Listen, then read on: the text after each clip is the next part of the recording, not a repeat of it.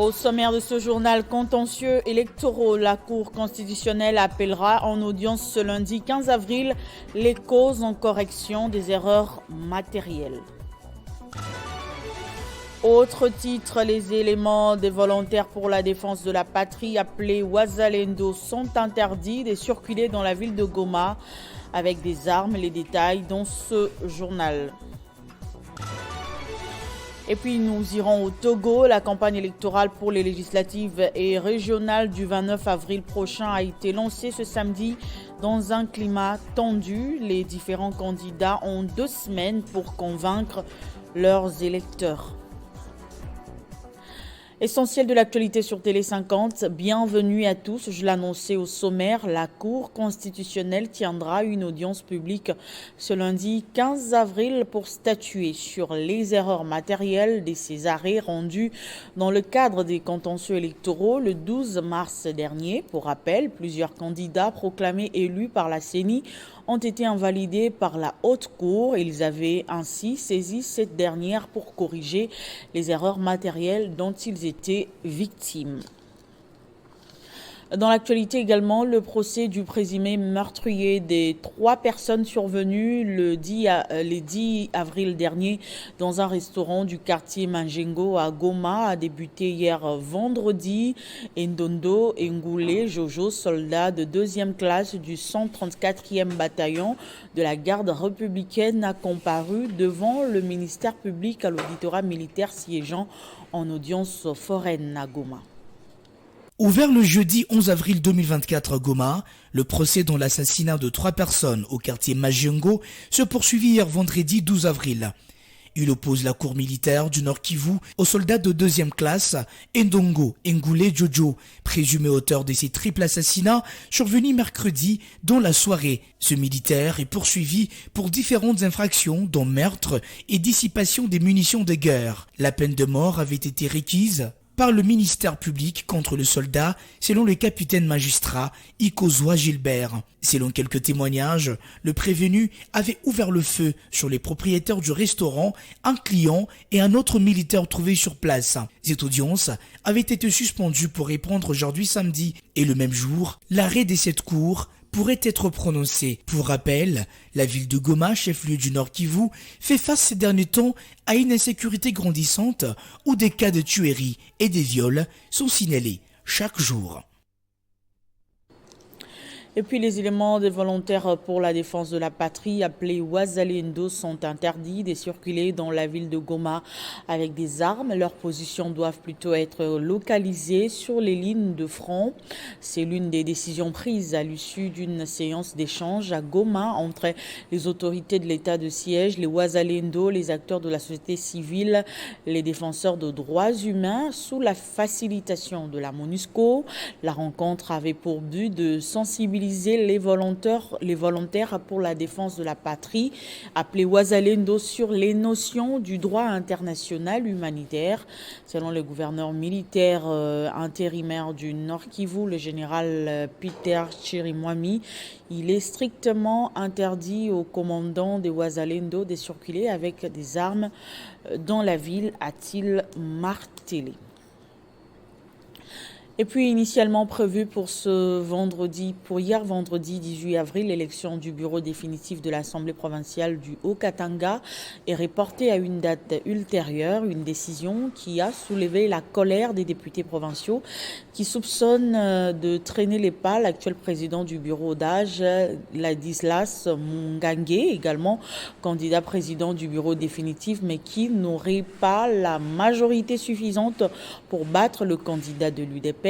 Une pétition portant sa déchéance a été signée et déposée par les députés provinciaux. Le président du bureau d'âge donne ici plus de précisions à ces sujets.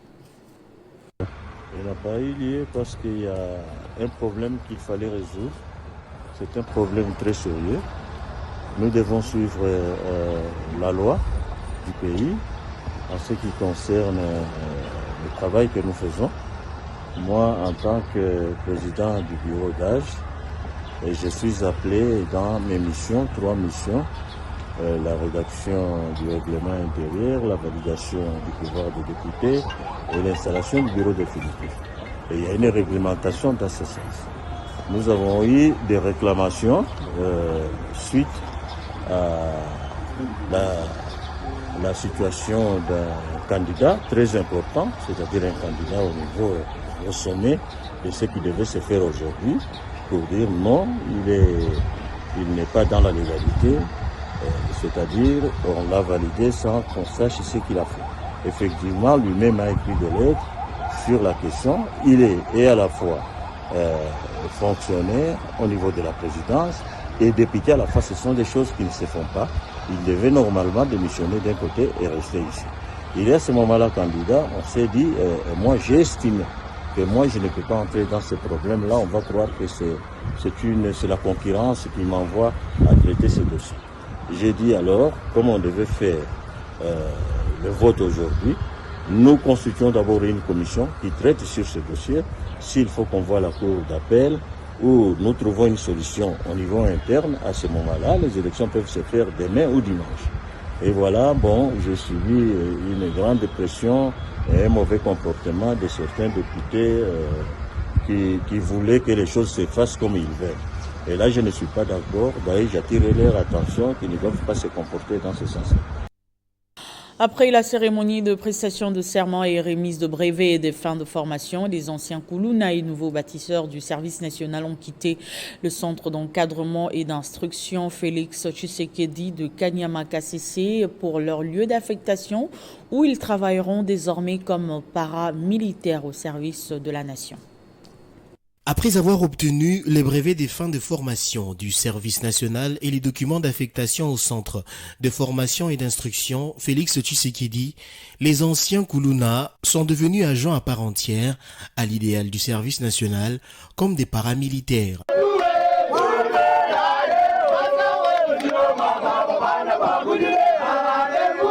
Tous dans la joie, direction la gare de KCC où un train du service national Pimpant Neuf les attend.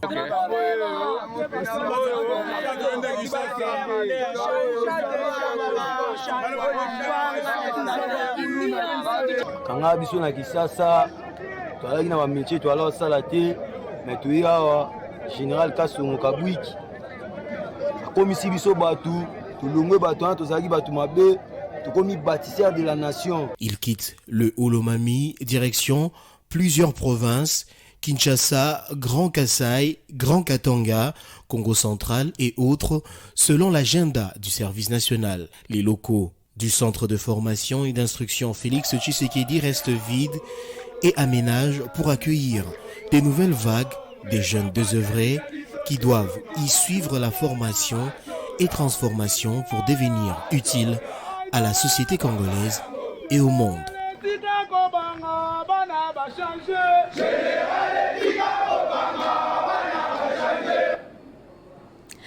Réunis du 19 au 21 mars à Kinshasa, une assemblée de plus de 40 personnes ont échangé sur la structuration de l'IFF, un mécanisme financier unique destiné à mobiliser des financements internationaux pour financer dans la durée et plus directement possible des initiatives locales, des gestions durables des forêts de haute intégrité et ainsi faire de ces peuples des acteurs de changement et non plus de simples bénéficiaires.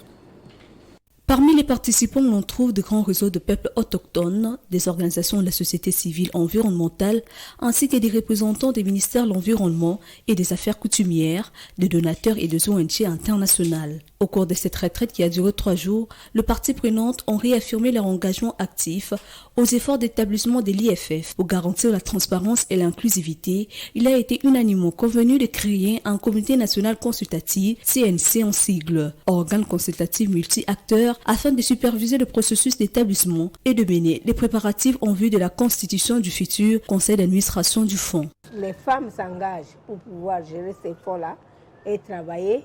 Il y aura des résultats palpables, moyennant l'accompagnement qui sera fait par les organisations locales.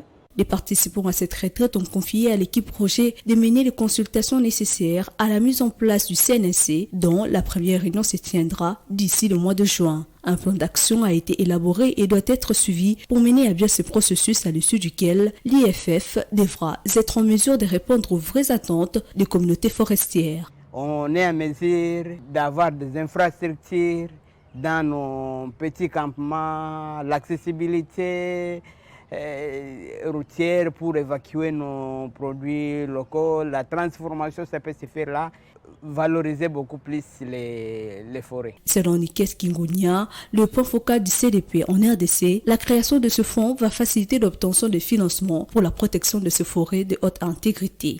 L'enjeu majeur dans ces fonds qu'on veut mettre en place, c'est l'autonomisation des communautés locales et des peuples autochtones pour les aider à bien gérer, indépendamment des autres appuis, leurs espaces forestiers. L'équipe projet pilotera des initiatives préparatoires en Équateur, dans le Kivu, afin d'expérimenter les modalités d'octroi des subventions et préfigurer les fonctionnements du futur fonds. Dès 2024, 11 communautés constituées en CFCL accéderont aux appuis de l'FFF. Rappelons que le FFF est un mécanisme financier innovant en faveur des communautés locales et de peuples autochtones. Sa création est appuyée par la RFN en collaboration avec le Wildlife Conservation Society. FFF sera établi dans un horizon de 2 à 5 ans.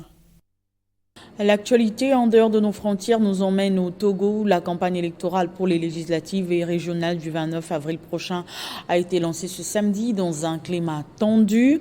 Elle devrait initialement avoir lieu dans une semaine, mais elles avaient été reportées par le président Faure Gnassingbé suite au tollé suscité par l'adoption à l'Assemblée nationale de la nouvelle constitution le mois dernier, alors que cette loi fondamentale attend encore d'être promulguée par le chef de l'État.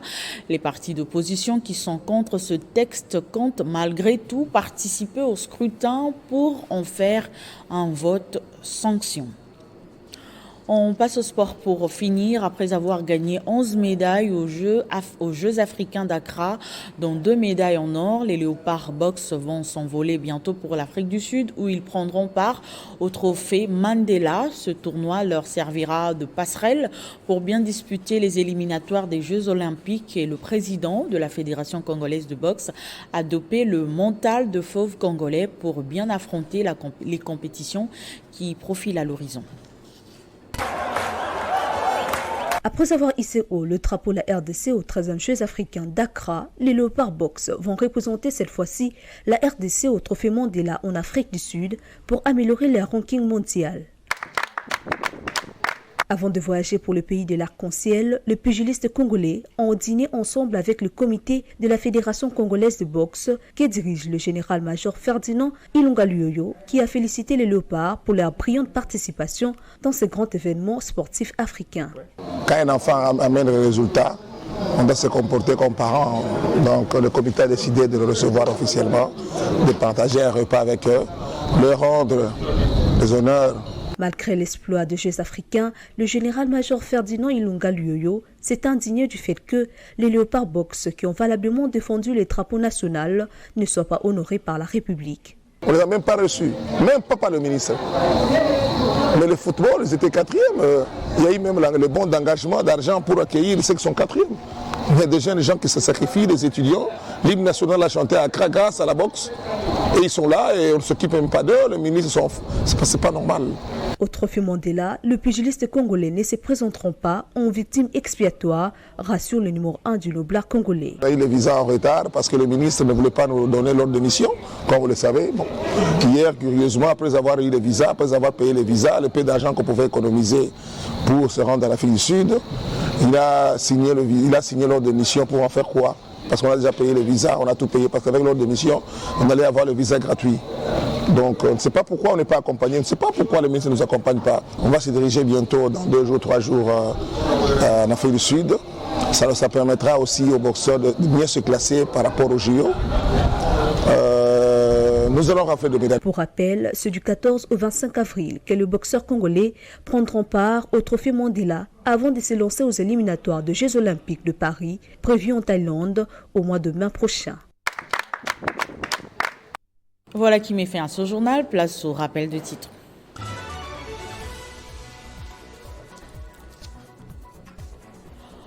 Contentieux électoraux, la Cour constitutionnelle appellera en audience ce lundi 15 avril les causes en correction des erreurs matérielles. Autre titre, les éléments des volontaires pour la défense de la patrie, appelés communément Wazalendo, sont interdits de circuler dans la ville de Goma avec des armes. Vous avez suivi les détails dans ce journal. Pendant ce temps, au Togo, la campagne électorale pour les législatives et régionales du 29 avril prochain a été lancée ce samedi dans un climat tendu. Les différents candidats ont 2 semaines pour convaincre leurs électeurs. C'était l'essentiel de l'actualité. Merci de rester fidèle au programme de Télé 50. Retrouvez Gaëtan Kouba-Bouranzi à 20h pour d'autres titres d'actualité.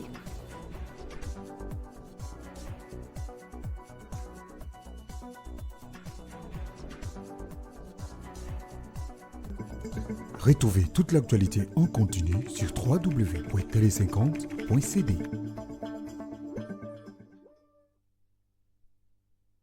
Afridex, service public, porte à la connaissance de l'opinion nationale et internationale que le message qui circule sur les réseaux sociaux faisant état d'un partenariat qui existerait entre lui et la société Ateski de la Turquie pour produire des armes et munitions est une intoxication mensongère montée dans des officines des ennemis de la République démocratique du Congo pour saboter et ternir l'image de cet organe du ministère de la Défense nationale qui a pour mission notamment la production et la régulation des explosifs dans notre pays. Il n'y a jamais eu de contact entre Afridex et cette firme turque et les financements par cette société des activités d'Afridex n'existent que dans l'imagination des détracteurs de notre pays à la base de ces allégations auprès du magazine français Africa Intelligence qui a diffusé ces faux propos et avait voulu contacter Afridex dans le seul but de nuire.